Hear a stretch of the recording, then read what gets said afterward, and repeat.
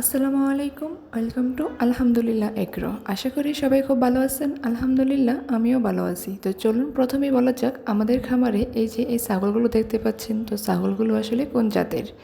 তো আলহামদুলিল্লাহ আমাদের খামারে যে কয়টা ছাগল আছে সবগুলোই ব্ল্যাক বেঙ্গল জাতের। তো চলুন এখন বলা যাক যে আমাদের খামারের লোকেশনটা কোথায়। তো আমাদের খামারটি হচ্ছে গাজীপুর জেলার কাপাসিয়া উপজেলার মধ্যে। তো চলুন তারপরে আরও কিছু আপনাদের কমেন্ট সম্পর্কে বলা যাক। তো সেটি হলো যে আমাদের খামার সম্পর্কে অভিজ্ঞতা কতদিনের, কিংবা আমরা খামার কবে শুরু করেছি।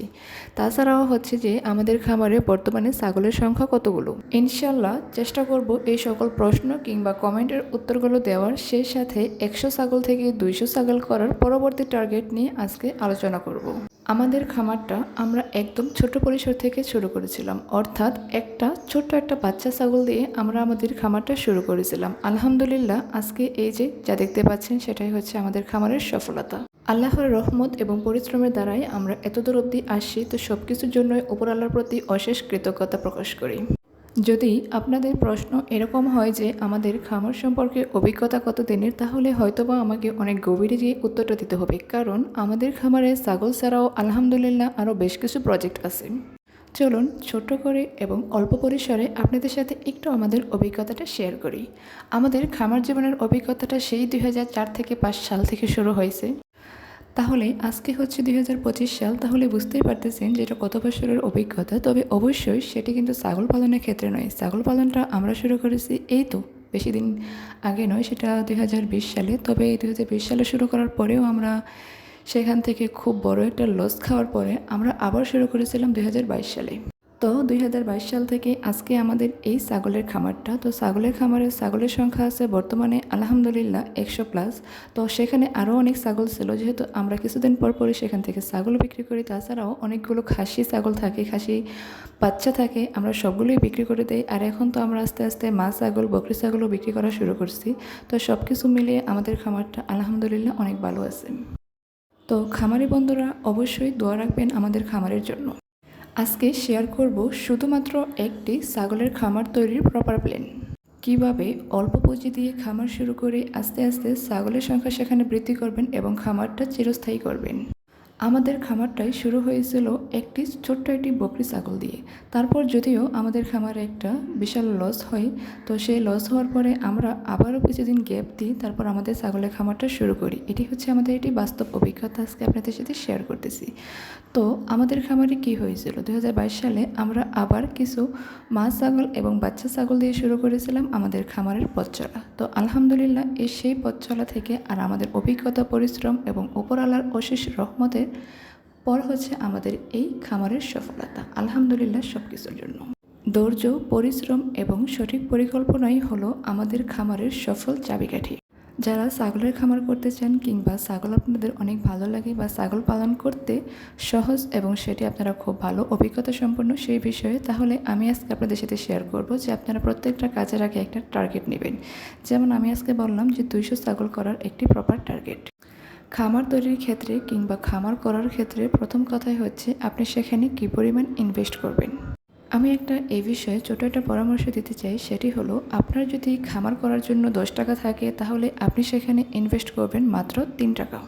আপনি খামারটা অল্প পুঁজিতে এবং অল্প জায়গা এবং অল্প পরিসরে খামারটা শুরু করার চেষ্টা করবেন। তারপর আস্তে আস্তে আপনি সেখান থেকে যদি ঠিকঠাক মতো লাভ করতে পারতেছেন কিংবা প্রপার আইডিয়া নিয়ে আপনি কাজ করতে পারতেছেন, তাহলে আমি বলবো যে আপনি আস্তে আস্তে খামারটা বৃদ্ধি করুন। ছাগল পালনের ক্ষেত্রে কিংবা ছাগলের খামার করার ক্ষেত্রে অভিজ্ঞতা অবশ্যই অর্জন করা জরুরি। তো ছাগল পালনের ক্ষেত্রে আরও একটা বিষয় গুরুত্বপূর্ণ, সেটি হলো যে ছাগলের জাত নির্বাচন করা, খামার তৈরি করা। তো আমাদের দেশে ছাগলের বেশ কিছু জাত আছে এবং বাহিরের দেশেরও অনেক জাতই আমাদের দেশে বর্তমানে অ্যাভেলেবল। তো আমি আমাদের খামারের জাতটার কথাই বলি। আমাদের খামারের জাতটা হচ্ছে ব্ল্যাক বেঙ্গল। তো আমাদের খামারে আলহামদুলিল্লাহ এই জাতি সবগুলা ছাগল। তো এই জাতের ছাগলের একটি ভালো বৈশিষ্ট্য হচ্ছে এদের রোগ প্রতিরোধ ক্ষমতা বেশি এবং বছরে ওরা 2বার বাচ্চা দেয়। বছরে 2বার বাচ্চা দেওয়ার ক্ষেত্রে অবশ্যই এই ছাগলগুলো একসাথে 3 থেকে 4টা করেও বাচ্চা দিতে সক্ষম। খাবার খরচ কম লাগে এবং মানে ভালো হওয়ায় সকলের পছন্দের প্রথম তালিকায় থাকে এই ব্ল্যাক বেঙ্গল জাতের ছাগল। তাছাড়াও অনেক উন্নত জাতের ছাগলও আমাদের দেশে পাওয়া যায়, সেগুলো একটু আকারে বড় হয় এবং তাদের মাংসের চাহিদাও বাজারে অনেক বেশি। সেগুলো হচ্ছে বিটল জাত, জামুনাপুরি ইত্যাদি আরও অনেক জাতের ছাগলই আছে। তারপর হলো খামারের জায়গা নির্বাচন। আমি বলবো যে আপনারা প্রথমে 5 থেকে 10টি ছাগল দিয়ে খামার শুরু করতে পারেন। অল্প পরিসরে শুরু করলেই সবচেয়ে ভালো। খামার তৈরি করার ক্ষেত্রে অবশ্যই মাচা আকৃতির করার চেষ্টা করবেন এবং খামারের আশেপাশে জমিতে গাছ লাগানোর চেষ্টা করবেন। খামারের পাশে পরিষ্কার পানির ব্যবস্থা এবং খামারের যে ময়লা আবর্জনা বা বজ্র আছে সেগুলো একটি নির্দিষ্ট জায়গায় ফেলা। খামারের চারপাশে আলো বাতাসপূর্ণ এবং সবসময় খামার পরিষ্কার রাখার চেষ্টা করবেন, আর এটাই হবে আপনার সফলতার একটি সঠিক ধাপ। খাবার ব্যবস্থাপনা সম্পর্কে এখন একটু বলা যাক। তো ছাগলের খাবারে অনেকেই অনেক রকম খাবার দিয়ে থাকে, তো আমরা আসলে কী দিয়ে থাকি সেটা আসলে বলবো। তো আমরা দিনে 2 বার সবুজ ঘাস দিয়ে থাকি। আমরা আসলে নেপিয়ার ঘাস চাষ করি, তো সেজন্য আমরা দিনে 2 বার আনলিমিটেড নেপিয়ার ঘাস দিয়ে থাকি। তারপর দিনে 1 বার আমরা দানাদার খাবার দিয়ে থাকি। দানাদার খাবারে আমরা দিই ভুট্টা, গমের ভুসি, মিনারেল মিশ্রণ, সাথে আরও কিছু উপাদান মিলে আমরা একটা মিক্স দানাদার খাবার তৈরি করে থাকি। ছাগলের খাবারের ক্ষেত্রে একটা বিষয় সবসময় চেষ্টা করবেন, সেটি হলো যে খাবারটা সবসময় একই টাইমে দেওয়ার চেষ্টা করবেন। অর্থাৎ আপনি সপ্তাহের শুরুতে যেভাবে খাবার দিচ্ছেন, আমি বলবো যে আপনি বছরের শেষ পর্যন্ত খাবারটা একই টাইমে দেওয়ার চেষ্টা করবেন। এখন আসি ছাগলের চিকিৎসা ও যত্ন নিয়ে।